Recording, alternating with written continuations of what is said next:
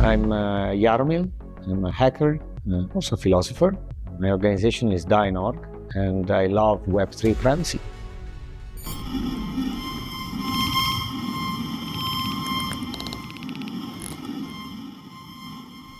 Okay. Hi, Jaro. Thanks for coming.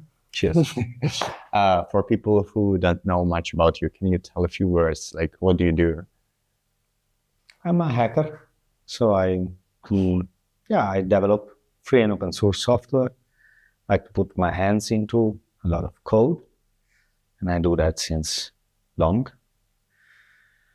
than 20 years. And I'm the director of the Dynorg Foundation. So we have like this hacker community. We do a lot of stuff for fun with software that has an impact on society, not for the profit of it. And I have a lot of fun doing that. For work, I work as an applied cryptographer now for about 15 years. So I'm living through my identity crisis because I'm trained as a philosopher, but I do a lot of math. But I think there is a relationship in between. 100%. And Bertrand Russell proved that. Yeah. That he is great. Yeah. In making this history of all the philosophy, and he's a mathematician. Yeah. So, okay, let's... Thanks. My identity crisis is gone. Yay. That's why we are making this interview, you know? We fix people. Healing. It was instant therapy. Healing. Instant therapy. It's like with hands. You know? Healing your aura now. Now you're free. Okay, tell a bit more about Dynorg. Like, what does it do? Like, can I join? Yeah, there are a lot of online channels. We use free and open source software. We do free and open source software everywhere, but you will find us also like on crappy platforms like Discord, because we want people to discover free software. So we are, let's say, open to the outside to join and find out that Matrix is much better than Discord and Telegram. But you will find us on all these channels. You can join the chat, and they are project-based. So the foundation has three pillars. One is free and open source software, say that. One is interdisciplinarity. So we don't want to be only hackers among hackers, techies. So we believe hackers can be hackers of different fields. Like curiosity is the main requirement. And so in our teams, project teams, we value also the contribution of people that are not just into code. So for instance, we have designers, we have philosophers, artists, you name it, economists, sociologists.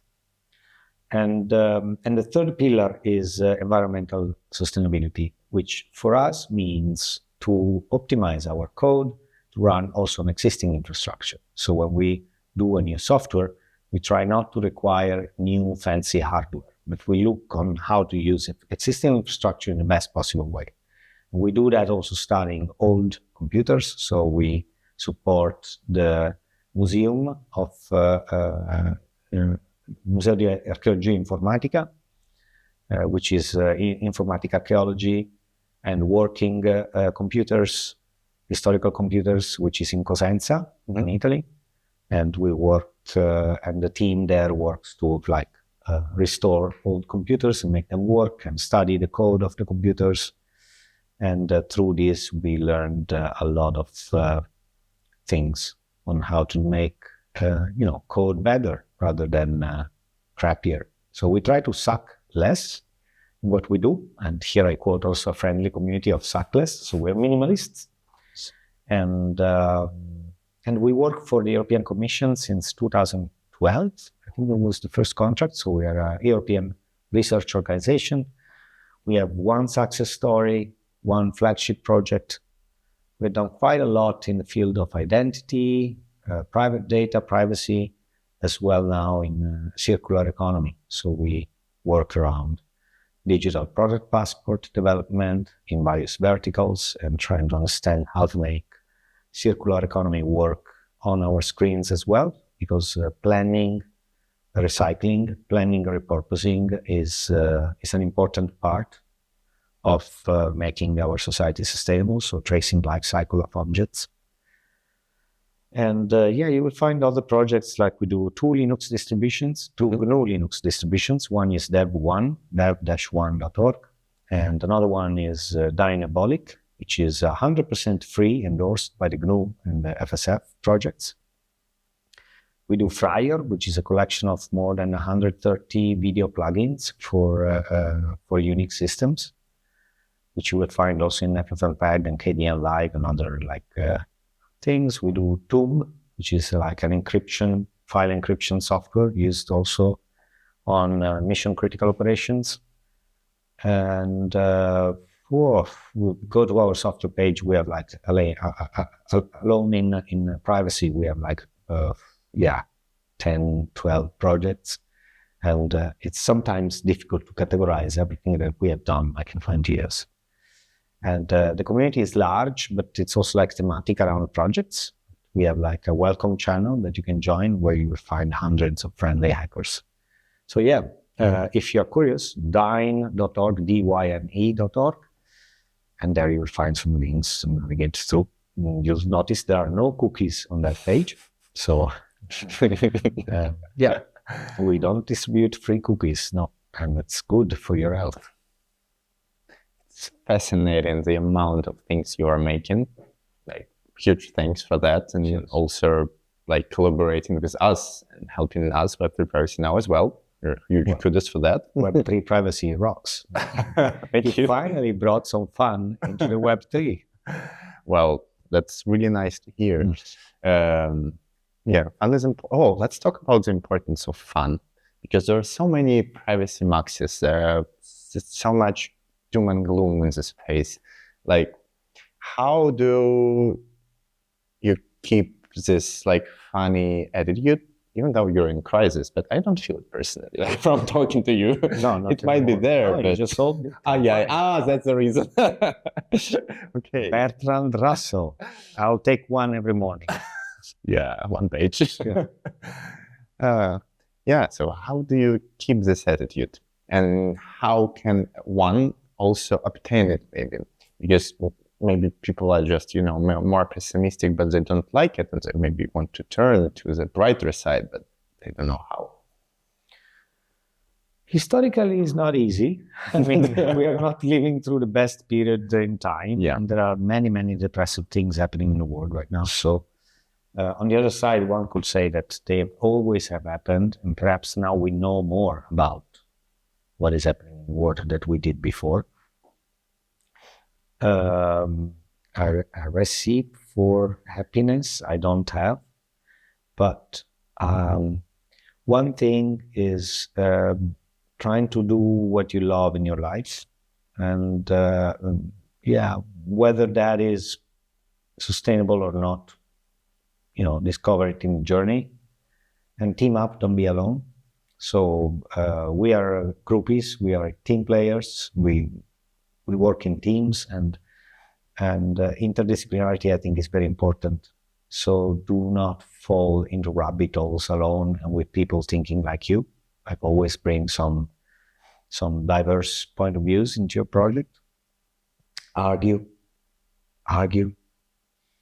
We are mad to talk, and to code. So, yeah, how do you keep this good spirit? It's a good question. It depends also, like, how do you wake up in the morning? Sometimes I'm not like that great person to speak to, but I love what I do. Like, I really love to code. I love coding in C, and that's what I do all my life. I love using Emacs as an editor, and that's what I do. And it makes me happy. It makes me comfortable.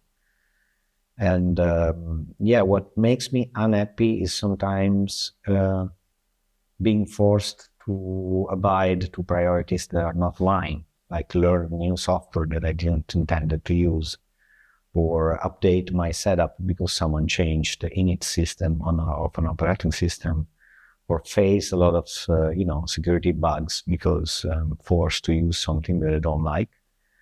I prefer to stay with what I like and follow a train of thought that is purpose-driven, not tech-driven. And so talk to people about what they need and develop software for a purpose and not for the sake of, tech. Because I think tech tends to make us tech for tech, like ars gratia artis, like it's sort of tech for the beauty of tech, tend to make us depressed. And for the rest, yeah, I love a lot of reggae since the beginning, my early years. So I love dancing. I recommend everyone dance a lot, and that helps. Well, then it's certainly good advice. Yeah, that isn't philosophy, I have to say. Your take on privacy from like philosopher's perspective. Well, I don't know if it's a philosopher perspective, but perhaps it's a bit Foucaultian. I believe privacy is personal, organizational, interpersonal integrity. Is a condition for the integrity of a person, and it is often neglected or forgotten. Privacy is what allows me to be in a safe space, alone or with someone, own my mistakes, do things, violate all possible code of conducts without being judged, because I'm not in public, because I'm not offending anyone, because I'm not judged. So I think privacy is a condition for also growing and facing your own limits, facing your own mistakes, and not being afraid of being held accountable, of developing liabilities out of your stupid mind, farting out stupid ideas sometimes and say them loud. This is also what friendship is, like a real friend can take all the BS from you and still be friend. And I think a friendship is a private relationship. And that is what privacy is, in my opinion. And it is also a philosopher perspective because it's a condition of subjectivation. So it's privacy is a shield against desubjectivation, as defined by Foucault. And it is very necessary. Without that, we end up self-censoring. We end up not being ourselves. That's a beautiful answer. Thank you. I wanted to ask you about your historical perspective. So you've been in the space for 20 years making stuff. How do you think web had changed through this time, from the time you started till now? And what's the perspective? Wow, many things changed. Well, there were fewer hackers. Like when I started, the hacking was not a hype. There was ham radio amateurs, it was BBS, it was a lot of cybersecurity, but it was not yet a cultural phenomenon. It was not. And now we are post-hype. I think we can assume finally that hackers will not save the world. We had some martyrs that tried to save the world and faced martyrdom for that. And I think it was wrong to think that a hacker alone, a hacker mindset, a technocratic mindset could do that. So I think we have gone through at least two transformations of what is the vision of a hacker community. And now we can go back to the basics, but avoid to do a mistake and embrace interdisciplinarity. So try to see the purpose behind our actions, which also like activists that try to save the world have done, but do it without the sort of ego drive and, also the sort of messianic vision of one role, one person, one vision that saves the world. I think some things have stuck with us. We cannot stand injustice, cannot stand systems that are broken by design, that mistreat people and make our life impossible. by facing one mistake after the other. That hasn't changed. So hackers like logically working systems or broken systems that you can fix. And we are many more. There's so much more people interested in hacking today, because systems are everywhere. So what has changed is that now computing is so pervasive, is everywhere. So is making one interested easier, it's more likely that someone that's interested in what is running in our TV, in our screens, and behind our life support systems and our homes and our cities. And what has changed also is that we got used to our privacy being violated in all possible ways. So I come from a time in which if your computer opened a connection to the outside without you asking, it was called spyware. So the session should be open on your command. And now it's unthinkable, because as soon as I just touch my phone, it will open connections to pull information and update. I don't know how many. I mean, I have a DNS visualization software. You can visualize you touch it and it does and it contacts 20, 30 endpoints, and I don't have many apps installed. And so all these sessions are open without our will, just for our comfort, because we need to be up to date. And back then we did not give up this thing. I mean, I want to update when I ask you to, but I don't want to be constantly connected. And many things happened, maps driving us through the world have appeared and have become completely connected. So we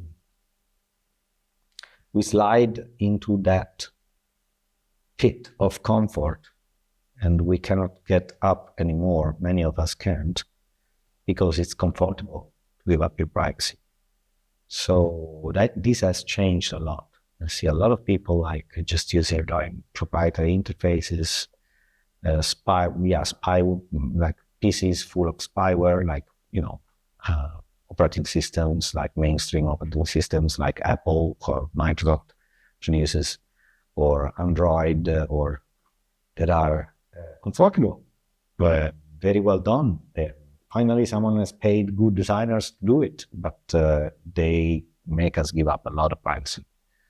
So that has changed. Just don't notice anymore. It's just comfort. I did grow a bit of a depression now. Well, I appreciate it. I mean, the tendency is not really good. I mean, everyone feels that the world is going to a really weird, right-swing, crazy direction. So it's, it's not super new. It's just Not. just another point of view on that. I totally agree with it. But then the thing is, what you've mentioned hackers and the post-hype thing. And what do you think about cypherpunk? Because there is some sort of revival now of this term. And how do you feel it is now to be a cypherpunk? And how it is different from the 80s when it actually popped up? Well, there are certain assumptions that proven false. In the 80s, we had this idea of, the early cypherpunk movies were the Lawnmower Man or the, Matrix. And now we know that, our reality is not so virtual. But what is cypherpunk today is also downhill it's the result of an incredible acceleration in the science of cryptography. So applied cryptography, also mathematical cryptography, it became very accelerated in the last 10 years for various factors. Rise of crypto, And so there are so many new discoveries and possibilities. We discover more prime numbers in the last 5 years than in the preceding 2000. So there are so many possibilities, and it makes it very creative today to be a cypherpunk. And I think punk, by definition, is a person that is disillusioned by the society of spectacle, is disillusioned by the promises of a society in which you can be anyone you want. A punk, by definition, is someone that is born out of a working family and knows that will not redeem him or herself to any status just because society is good with you. It's people that did not believe in the American dream. Ultimately, those are punks. And today, a cypherpunk is a person that is disillusioned, I believe, to all these fables about, computers helping us, changing the world, that sees beyond the Maya veil of these lies, and works with cryptography and with the immense creative power of cryptography to establish a deterministic relationship with computing, which is nowadays not obvious, and create new things because the possibilities are limited. But the limit is our perception of purpose. So beyond the self-proclaimed I'm a cypherpunk, I want to see really what people do, in a critical sense, also like to better their situation and society with cryptography. So I think there are still a few cypherpunks, but many people are trying to understand the power of cryptography. Yeah, that's a very huge topic. Unfortunately, we have to round up, so I have just one last question for you. And it will be about future, but about bright future. So imagine we won. We have the internet of our dreams, free, secure, resilient, whatever you feel it. How would you describe it? And how the life would change if we have this internet of our dreams?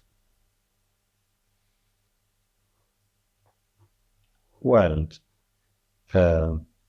in the future, I believe we will face one threat, is the fact that computing systems will not be deterministic.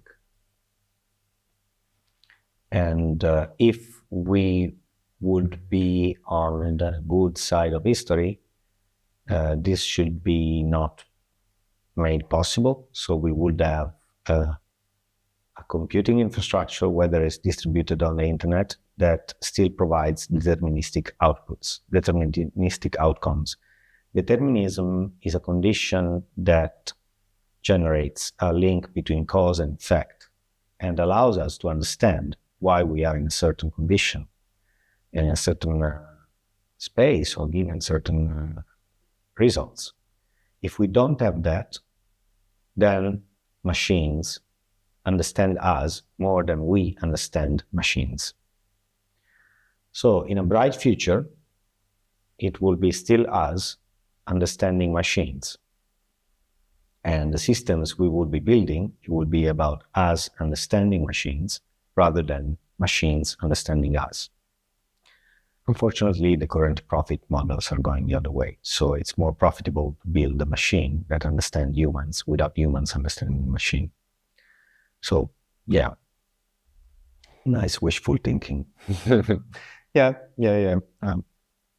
I feel that it's kind of here already. I feel this, often interacting with LLMs, I feel that sometimes they know more about me than I know about myself. So we are somewhere nearby, I think. But yeah, let's hope we'll get to the other side of things. Okay, we have to round up now. Yep. Thanks for coming. Cheers. Ciao.